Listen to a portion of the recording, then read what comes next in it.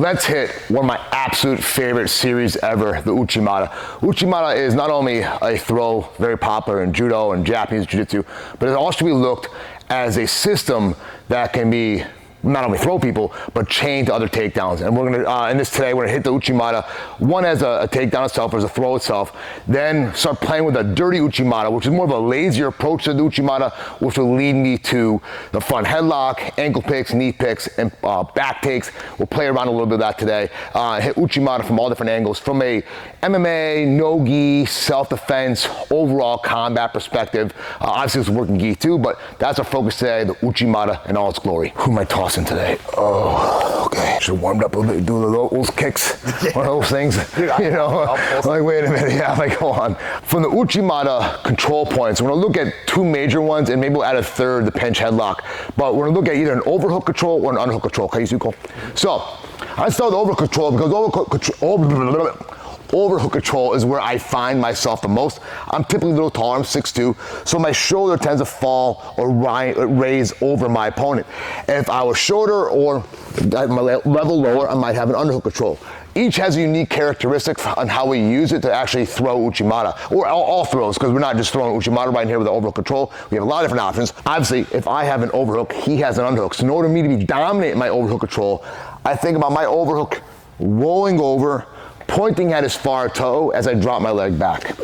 Now I start getting his weight shifted to that foot, and I start opening up a pocket for myself. You can test this yourself. If you brought your leg in the middle, you probably feel very awkward. Almost he feels like now he wants to sit behind me and throw me backwards, right?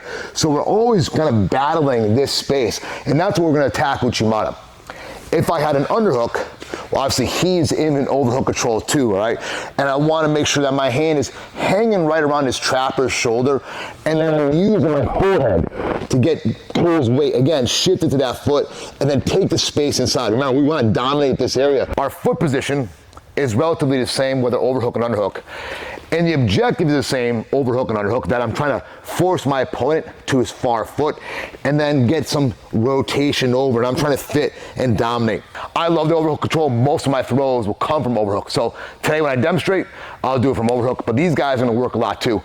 Quick note, just had neck surgery 12 weeks ago, so I'm not gonna do things as high flying as I normally would, and I take it smart and have some fun and let my students work too. My goal with Uchi Mata, I'm gonna just do a kind of the setup right now, not actually throw them, is I wanna get my hips across and then my inner thigh to start hitting his inner thigh over here. So in order to get there, there's a lot of footwork involved and a lot of hip positioning.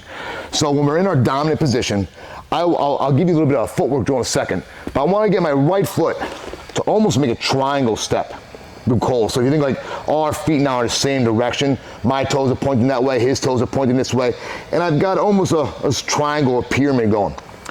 The closer I can get my foot in is actually the better. Honestly, getting out of this, beating his leg might be a bit of a problem, but we're trying to eventually get this to happen where I'm getting nice and close to him and I'm shifting his weight. So when I'm over control, all I'm gonna do is take two steps. One, my outside foot's gonna come to the middle, and then I'm gonna take my right foot, come across, and then my hip is gonna turn. Boom. I get that little foot step, boom, boom. And I get my hip to come over, and now I can start making my fit. So I'm gonna raise my left, just touch my right hand down to the ground. I get the feeling of throwing Uchi Mata. With our overhook control, let's start feeling that fit for the Uchi Mata. And if you're just starting, I make my students do this. They make that triangle step, and they get the triangle step, they now turn their hips through, and they wanna start getting that hip. If you drew a line straight down Cole, my left hip is trying to get past that center line, and my energy is not going straight. It's starting to turn a little bit that way, okay? The goal in my inner thigh will start hitting his inner thigh. And once we get that fit, I can now, because I'm not worrying about throwing him, I'm gonna put my hand to the ground and then start raising my left leg. And if I do that, I start feeling Cole's weight start to shift. I'm all in the right spot. And it's really important when we're learning these throws, is that you can't just, we can definitely get away with muscling things. If Cole was, I probably can't muscle him right now, but if Cole weighed 150 pounds, I absolutely could muscle him and throw him and call myself an awesome martial artist. That's bullshit. If you want to really learn the technique and feel how to actually do Uchi Mata, you have to make the fit first. You have to understand the weight distribution, loading someone on your hip, and then you'll earn the right to throw it. One of my Japanese jiu-jitsu instructors, Shion Russ St. Hilaire, said if you can throw someone slowly, that's almost harder to do than throwing someone fast. When I demonstrate sometimes, it's almost easier for you to go fast because it's just, you can force it a little bit, but doing slowly with control, that's true skill. Roll Cole with a little bit more effort and get the feeling of what it's actually like to take someone off their feet with Uchi Mata. So I'm in my overhook control, and then I'm gonna have Chris and Cole work this a little bit too, all right?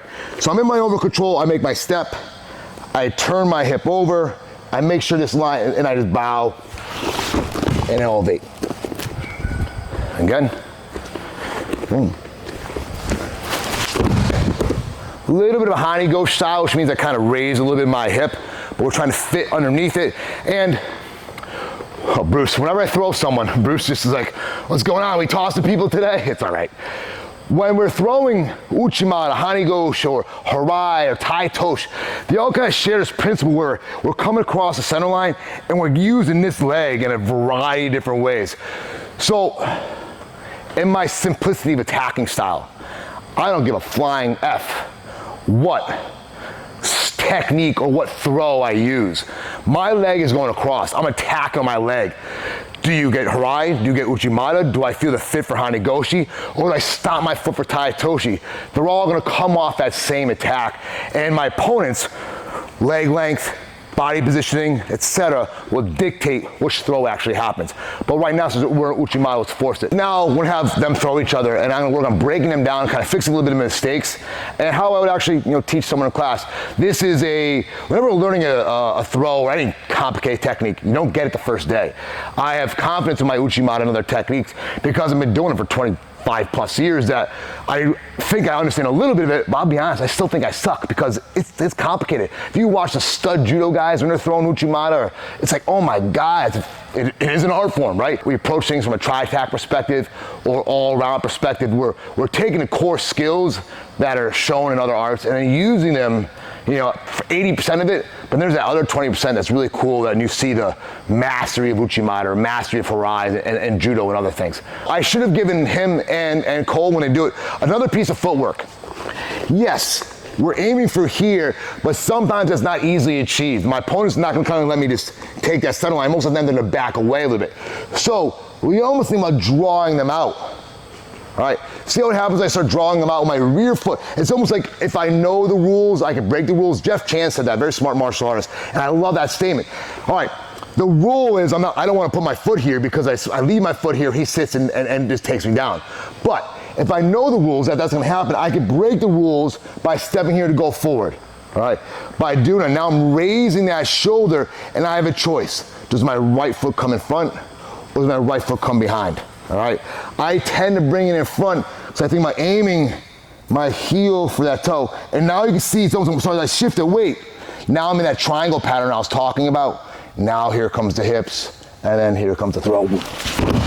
And you get a decent Uchi Mata out of it. Think about your hip socket is a pivot point, and then your shoulder is connected to your heel. So, like they're going down, your chest is going down, and your heel's going up, and you're thinking about almost going over your toe, forward, not backwards. A lot of people do this. They'll go Uchi Mata, and they'll back that leg, or they'll go Uchi Mata, they kick that leg, which forces them backwards. That doesn't work. You're trying to get them to go that way. So reach forward, boom. If you feel like you're stumbling at the end, that's good because you're trying to save your buddy. That forward energy is meant to drop on them. So think about, it's almost like you're going rear foot first, then maybe you cut in here and go, or rear foot first, shift, boom, boom, circle. Does that make sense? You can try to lift them. Well, yeah, there's a raising of the shoulder because we want to like get all that weight shift. So think like pulling like him over that toe. If I stay flat, right? If I just come across here, he feels already almost like kind of getting too long and drawn out. What I want, as I'm coming through, I want to start shifting his weight tall. Now I can fit underneath that leg just a little bit. All that weight loaded on his tippy toes. That's our goal with overhook or unhook. and our movement. Yeah, it's gonna be good already. Yeah, well, not bad at all. I will get that left foot a little, aim almost, even though I talk about the triangle step, like, it's almost like you're trying to get here, like a little deeper to the foot you want to take off the ground. Okay. Not bad, not bad. You didn't get to the center. Okay. Okay, so you needed to get that, you're coming from this side. You needed to get this, nope, sorry, this foot. You need to get this foot closer over here. It was more like over here. Gotcha. Yeah. So you have the dirty version, which we'll get to next.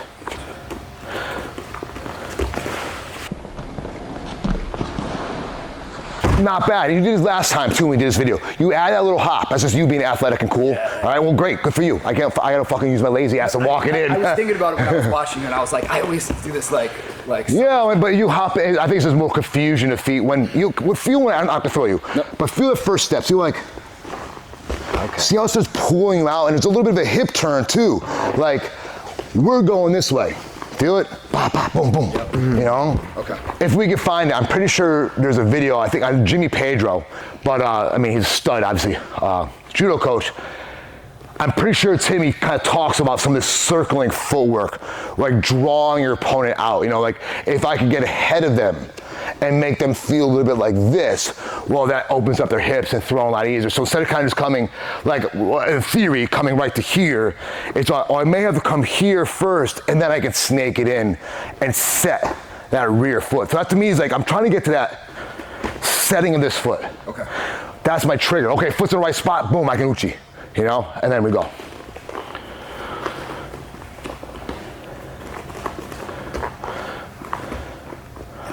Yeah.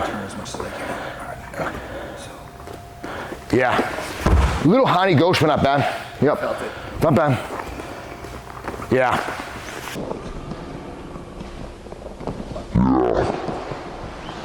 Much better, much better. During the throw, you actually pull them onto your hip and finish the throw correctly. Great. Instead of throwing him and then pulling him onto you, or shifting his weight, think about as you're doing, you're already shifting his weight. So my hips are already starting to make the fit. It'll make the throw feel a little easier. Does that make sense? Yeah. It was a good throw. It was technically very good. When you're training this, or training any technique, it's very important that the uke give you a proper response. And this is something I was a little bit, I taught the Uchi Mata series last week in my class, and it's something I kind of ran into a few times, is that, let's say I take an overhook control, underhook control, and Cole gives me a lazy arm. All right, well, my Uchi Mata is not gonna work because once I do that, the arm starts flailing over and I get to be really brutal to him, or it's like, whoop, I get a back take. So, in order for me to do Uchi Mata or throws, he has to whizzer. He has to throw in his overhook control. Now I can't run to his back, and now I can use my throws effectively. So, when you guys are having it, you know, if Cole had underhook control, I don't drape my arm here. He just if he does this, he just takes my back, pop underneath, boom, take my back or fuck up my arm.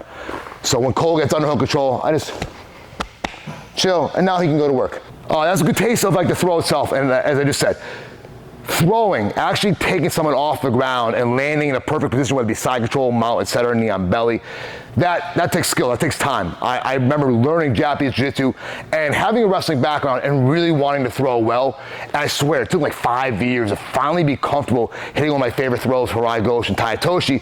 It just took me a lot of time, and I was just so used to double legs, single legs, bi-lock attacks, but I really wanted to toss people on their ass. Now it's my favorite thing to do, is just fucking launch someone. All right, speaking of, let's not launch anybody anymore. Let's do the dirty Uchi Mata, which is essentially off-balancing someone and then using that off-balance to set up another couple takedowns. But the Uchi Mata, or dirty Uchi Mata attack to the front headlock snap down, I just love it. I love the concept of getting on someone's head and just dragging them out the ground. It's simple, it's easy, anybody can do it, and the Uchi Mata is a great way to set that up. So again, overhook or unhook, your choice. And the difference now with our Uchi Mata is my goal is to attack this thigh, not this thigh. So my footwork doesn't have to be so dramatic. I don't have to work so hard to get my hips all the way across, to get my opponent off balance. I can have a small step, boom, and I just get a little bump. And that's ultimately what I'm looking for. I'm looking for Cole to go, thunk, shift his weight to that foot, but it's not enough force and not enough leverage to actually get him off his weight. But ultimately, I want his head to get lower than my head. So watch what happens. Just with that bump, boom, his head just gets nice and low. So now our skill is just clamping on that head. And we're gonna get a front headlock. We're locked in here. So if I can learn to use a skill, boom, and then use my waiting hand to attack the neck, that's great. Wanna make sure that we are attacking first. We call it chin strap. You think about Cole's chin or jaw, trachea is gonna rest right here. So my hand comes underneath. It's like my thumb straps his chin, and I start cupping in and locking his head down. I do never want to get in a scenario where I reach over Cole's head and then all he does is look up and take my back. Okay, it's one of the common mistakes we see when people try to get a front headlock is that they're reaching for the head. The head should be lower and almost falls into your pocket. So over here, boom, I'm moving around, I hit my Uchi Mata kick, fall in my front headlock, and then I'm spinning. We are monitoring this arm. Whatever front headlock I have, I'm keeping that right leg back. We're monitoring this arm. We're gonna go for a snap down and then to a back take. All right, let's walk through that dirty Uchi Mata, front headlock, snap down, and back take. Again, I'm not gonna go into big details on a series because I have a few other videos that have the series in it. But let's just look at it from a gross standpoint, overall standpoint. Not gross, you guys are gross. I'm not gross. Yeah, sorry. Is that weird? I am weird. Let's look at it from an overall perspective, not necessarily getting too detailed in the technique. So let's put Chris up because he likes this one a lot. He establishes overall control. He uses that dirty Uchi Mata kick to get Cole's head low. So what do you mean? So you're off balance and go for a front headlock. Okay. Yeah. So the point of it now, get his head gets lower, snap on the front headlock, and drag him out. Good. And let's just slow it down really quick. So once Chris gets Cole to the ground, and ideally, thank you, buddy, okay. Now, I want to see his ass up in the air, I want to see his active feet, I want to see him tripod, and he's driving his energy down to Cole's spine. I think this is very important when we're talking about front headlock. If we don't have this mobility and pressure to keep our opponent down, it's very easy for our opponent to build up. Head dictates which side he's going to go. All he's got to do is monitor that arm, and then get a knee to fit inside this hole. All right, so go ahead, whatever way he chooses, he comes around, now he's establishing his back. Chris, can you pause really quick? Come right there and just, before you throw a leg over. Okay, and stay right there, okay. So Chris could choose to attack a couple different ways for the back take here. He could bring Cole this way by wedging and breaking his posture down, or because Chris is very athletic, he likes to actually, let's use a statement again. If you know the rules, you can break the rules. I don't like throwing this leg over right away because sometimes I'm a little slower, a little heavier, that my opponent feels that and bumps me off. Chris is, is a big dude, but he's also extremely athletic and very tight and very like fits really well in small spaces. So he whips his right leg over, dives his heel in, and uses that momentum to then get Cole to break down onto his hip, and he immediately sets up his body triangle or get his good control and attacking for a few of the major chokes. Right, okay. So again, guys, one thing we work on a lot in our school is getting to the back and finishing from the back. It's universal jiu-jitsu, universal fighting. I don't care how big you are, how small you are. If you get to someone's back, you can kill them, finish them, right?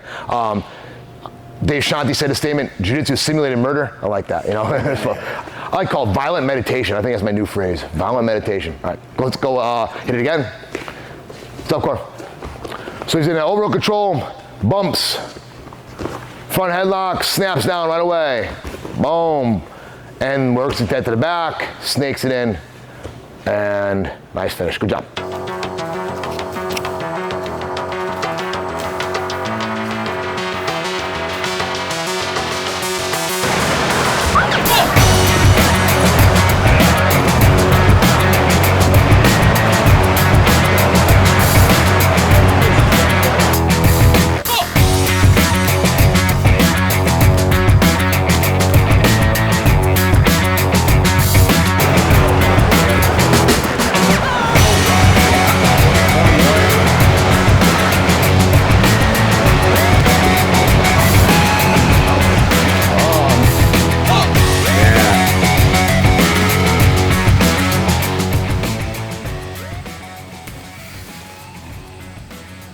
Doing it right, Brucey's. She's doing it right.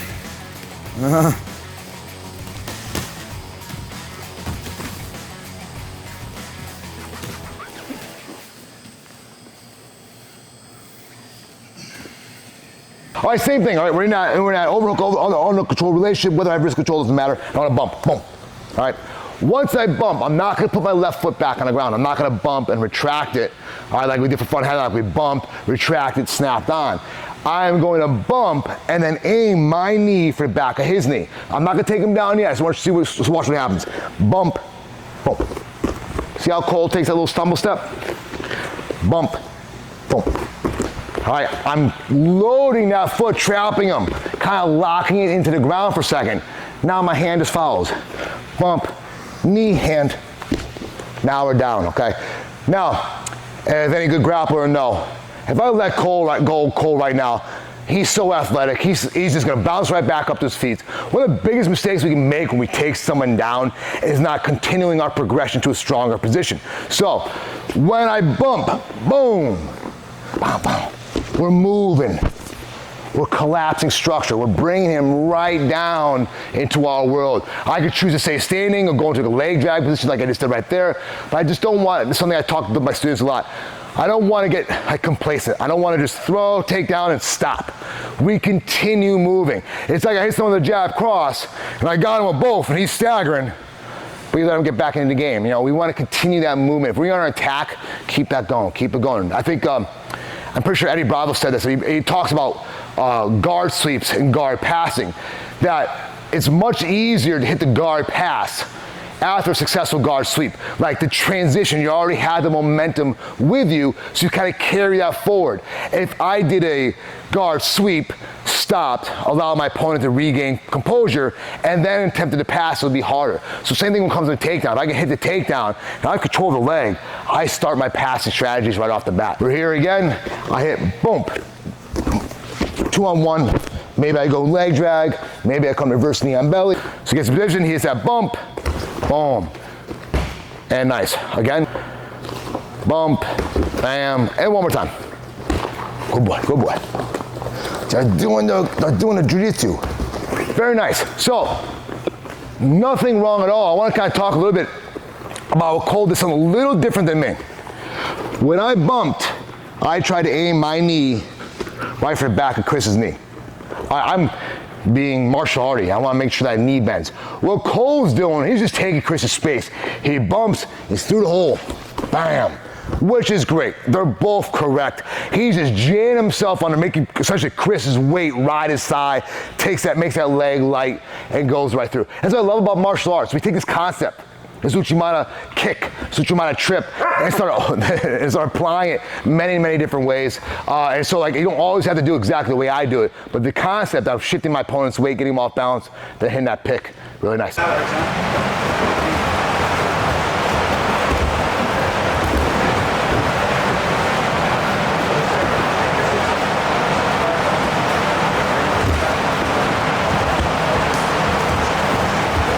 One of the best times to use the Uchi Mata is off a single leg defense. One of the most common wrestling attacks, single leg. And if our opponent raises our leg and around between our legs, guess what? I have an Uchi Mata. We just gotta get in the right position to do it. The overhook control, or the wizard in wrestling, was gonna come in strong on us. You can't do this, you're a dog, I'm sorry. So he works it, gets his overhook, starts hopping and turning his hips over towards me. Bruce, come here. Okay, and now continues to hop, and hit that throw. Again.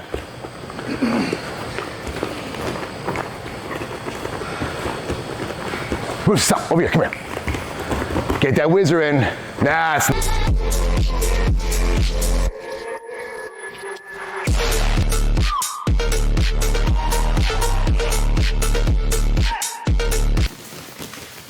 Try to keep your leg up as you're doing it. Okay. So get the grip nice and tight, and then keep trying to raise your thigh up as you hop closer to it. Yeah, start turning that hip over more. Better. Almost. You're catching the feel though. I know what I'm supposed to do. Yeah, no, you're catching the feel. I see it growing. Turn that hip over, get deeper with that leg. Yes, that was it. Not bad, a little muscly. One more.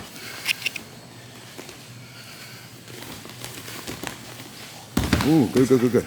Guys, the other thing about this one, like I said earlier, it might be a little ugly, it might be a little dirty. It is.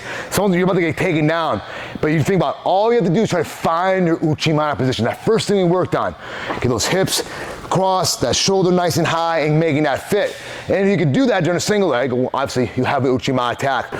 Okay, let's hit one more off the wall. And listen, I tried to tell them to keep their shirts on, but they're insistent about it. They wanted to prove that jiu-jitsu is not gay.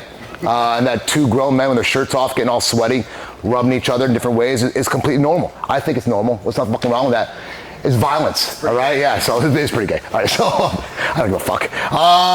So you reverse it, okay? So we're gonna use Uchi Mata off the wall as a little bit of MMA perspective. So let's get underhook control with head position. Okay, Cole hasn't done this yet. Now, you're not gonna try to throw him. You're gonna try to fit your left hip and left leg in this space and start getting Chris's weight that way. So try to fit in almost like you're gonna throw him. Walk with my leg in more. Walk your leg in more. Watch.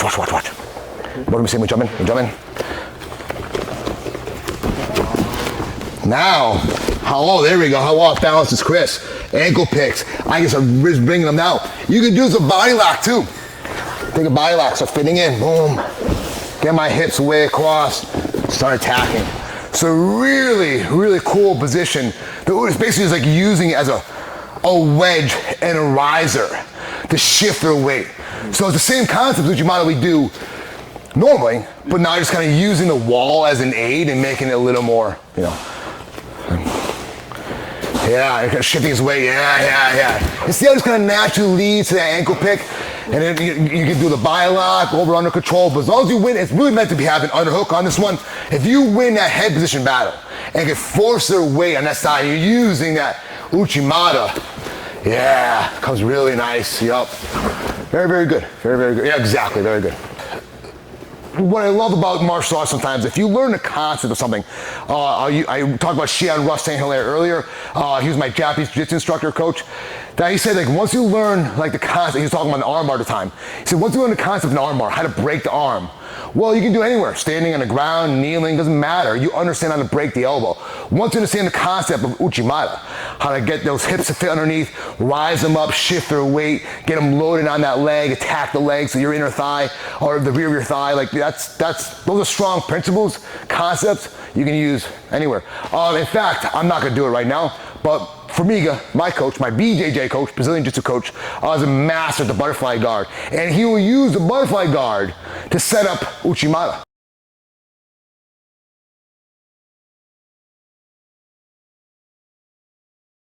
And actually take people over. It's like almost like guard judo. They got guard wrestling now, and he's in butterfly. All right. Let's say you start smashing. Yeah. Boom. Okay. Builds up. Boom. I've actually tried to do Yeah. Okay. And sometimes they'll step over, cut across. Formiga's very dynamic. But the principle's the same, right? You're smashing down, and his butterfly sweeps, his butterfly guard had to do a lot with double overs. Even though he's a small guy, he did a lot of double overhook control sweeps because he was used to being flattened out. And guys get double, get my Nicky by passing system. Look at this. And he's going to score here, B-Mac. That is a solid pass from Rodriguez. Before we get the body lock, people try to smash pass a lot. They used to stuff the legs, and that's something I used to do to him. So he developed that Uchi Mata counter off of that. All right, listen, I screwed up. So as we're doing an Uchi Mata video yesterday, I'm going to myself, I know I'm missing a thing I wanted to show. I know I'm missing a technique, and it is, there actually is something we're missing. It's another back take off Uchi Mata, off the underhook. And I believe, and you might be able to find this too, I think we've actually talked about it. And I believe it was Nicholas Marigali, and maybe a Who's Number One, where he had an underhook and used the Uchi Mata kick, boom, to get to the back. I also think I've seen a B Team or Craig Jones do it. I think maybe it's Marigali or Jones, but I remember seeing this a couple of years ago or whenever, and I'm like, oh my God, that's so slick and so easy that, of course, we had to start implementing it. That deep overhook that he was able to score. Beautiful.